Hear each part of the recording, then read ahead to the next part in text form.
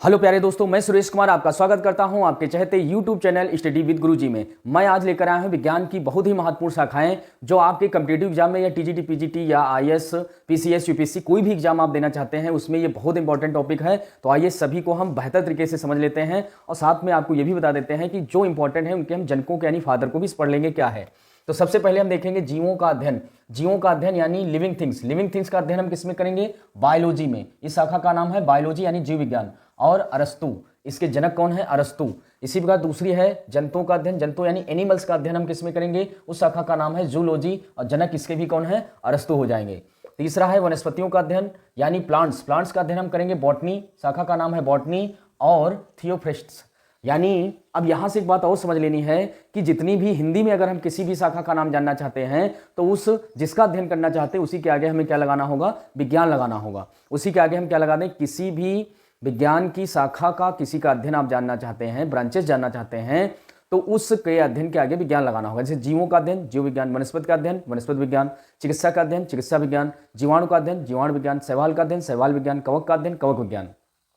तो सभी के आगे हमें क्या लगाना हो? विज्ञान, और वो शाखा तैयार हो जाती है। लेकिन अंग्रेजी में उसके नाम अलग होते हैं, उन्हीं को आपको समझना है। देखते हैं। तो हमने समझ लिया वनस्पति यानी बॉटनी। चौथा हम लेकर चलेंगे कवकों का अध्ययन। अब कवकों का अध्ययन हम कहते हैं फंजाई, यानी जो फंजाई होता है कवक को हम फंजाई कहते हैं। इसको शाखा का नाम है माइकोलॉजी। इसको क्या कहेंगे? माइकोलॉजी। और माइकोलॉजी अगर हिंदी में कहना चाहे तो हो जाएगा कवक विज्ञान। और इसके जनक कौन है? माइकेली। और यहाँ पर प्रोफेसर बटलर साहब जो है ये भारतीय जो कवक विज्ञान है उसके जनक है। भारतीय कवक विज्ञान के कौन है? बटलर। और वैसे देखा जाए तो माइकेली हैं। अगला देखिए तो हम कहेंगे शैवाल। शैवाल को हम एल्गी कहते हैं। तो शैवालों या एल्गी का अध्ययन हम करते हैं फाइकोलॉजी में। और हिंदी में कहना चाहे तो हो जाएगा शैवाल विज्ञान। तो इसी प्रकार आप हिंदी में तो बेहतर तरीके से समझ सकते हैं, बस अंग्रेजी में थोड़ा समझना होगा। फाइकोलॉजी। और जो प्रश्न पूछे जाते हैं वो अंग्रेजी में ही पूछे जाते हैं। जैसे फाइकोलॉजी है तो इसको ऐसे लिख देगा फाइकोलॉजी, मतलब हिंदी में भी देवनागरी लिपि में भी लिख देगा फाइकोलॉजी। लेकिन ये शब्द कैसा है अंग्रेजी का? तो वो पूछता है, जो एग्जामिनर होता है वो पूछता है ज्यादातर अंग्रेजी में, तो इसलिए सबका अध्ययन करना जरूरी है। तो देखेंगे फाइकोलॉजी जिसके जनक कौन है? एफी फ्रिस्ट। और एफी फ्रिस्ट जो है ये जनक हैं। और ये आइंगर साहब, जो प्रोफेसर आइंगर साहब है, ये भारतीय जो शैवाल विज्ञान है उसके जनक कौन है? आइंगर साहब हैं। आगे चलेंगे छठा कोशिका का अध्ययन। कोशिका का अध्ययन यानी कोशिका यानी सेल्स, और सेल का अध्ययन कहलाता है साइटोलॉजी। और इसके जनक कौन है? Robert Hooke. और कोशिका की खोज भी सबसे पहले रॉबर्ट हुक ने ही की थी। इस प्रकार आप देखेंगे हम कोशिका की जो शाखा है उसको कहेंगे साइटोलॉजी और हिंदी में कहेंगे कोशिका विज्ञान। फिर चलेंगे ऊतक यानी ऊतक। ऊतक को टिश्यू कहते हैं, इसे हम कहते हैं हिस्टोलॉजी या ऊतक विज्ञान या औतकी भी कहते हैं। तो इस प्रकार देखेंगे ये हो जाएगा जेवियर बेसेट, ये इसके जनक हो जाएंगे। आठवां चलेंगे सर्प यानी सांप यानी सरीसृप। सरीसृप या सर्प का अध्ययन हम करते हैं जिस शाखा में, तो पहले हम कहते क्या है? स्नेक कहते हैं। ये होती है ऑफियोलॉजी, ऑफियोलॉजी। इसी प्रकार चलेंगे। नवा लिखा है रक्त यानी रुधिर, ब्लड, यानी ये हो जाता है ब्लड। और ब्लड का अध्ययन, ब्लड आप जानते होंगे उसमें हीमोग्लोबिन होता है, हीमोग्लोबिन से ही तो हम ब्लड को पहचानते हैं, तो उसी से शाखा बन गई हेमेटोलॉजी, हेमेटोलॉजी। और इसके जनक कौन है? William Hewson. इस प्रकार ये हो जाएगा। अगला चलेंगे 10वां हृदय। हृदय को हम हार्ट कहते हैं, तो हार्ट का अध्ययन किसमें करेंगे? कार्डियोलॉजी या हिंदी में कहेंगे हृदय विज्ञान। 11वां है अंडों का अध्ययन यानी एक्स।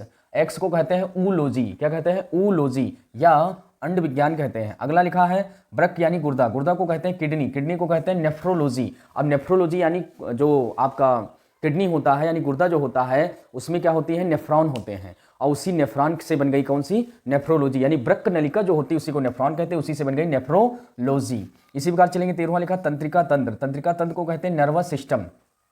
और इसकी जो सेल होती है जिसको कहते हैं नर्व सेल, और उसी से बन गई न्यूरोलॉजी। तो इस प्रकार न्यूरोलॉजी। तो हमारे चैनल पर अगर पहली बार आप आए हैं तो चैनल को सबसे पहले सब्सक्राइब कर लें, वीडियो को शेयर कर दीजिए ज़्यादा।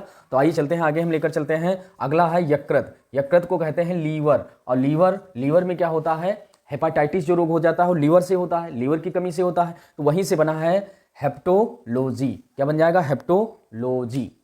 15 नंबर लिखा अस्थि। अस्थि यानी हड्डी। हड्डी को हम कहते हैं बोन, और बोन को कहते हैं ऑस्टियोलॉजी यानी ऑस्टियोलॉजी कहते हैं, यानी अस्थि विज्ञान। हिंदी में बड़ा सरल है, बस अंग्रेजी में नाम याद रखने हैं। आगे चलेंगे 16वां है दंत। दांत यानी टीथ, टीथों का अध्ययन करेंगे ओडोंटोलॉजी, ओडोंटोलॉजी या दंत विज्ञान। पक्षियों का अध्ययन पक्षी विज्ञान में किया जाता है। या फिर बर्ड्स, बर्ड्स कहते हैं यानी ऑर्निथोलॉजी। और बर्ड्स क्या करते हैं? उड़ते हैं, इसलिए ऑर्निथोलॉजी हम कहेंगे। आगे चलेंगे कीटों का अध्ययन। तो कीटों को कहते हैं इंसेक्ट, इंसेक्ट कहते हैं, ये हो जाएगी एंटिमोलॉजी या फिर कहेंगे कीट विज्ञान। आगे चलेंगे लिखा है चींटी।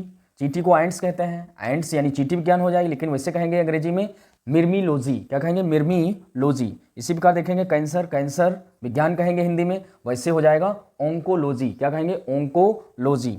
21 नंबर पर लिखा है फलों, फल यानी फ्रूट्स, फ्रूट्स का अध्ययन कहलाता है पोमोलॉजी। क्या कहलाता है? पोमोलॉजी। और वैसे तो हम कहते हैं फल विज्ञान। 22वां लिखा है मांसपेशी, मांसपेशी को कहते हैं मसल्स, और मसल्स को कहते हैं मायोलॉजी। क्या कहते हैं? मायोलॉजी, या फिर कहते हैं मांसपेशीय विज्ञान।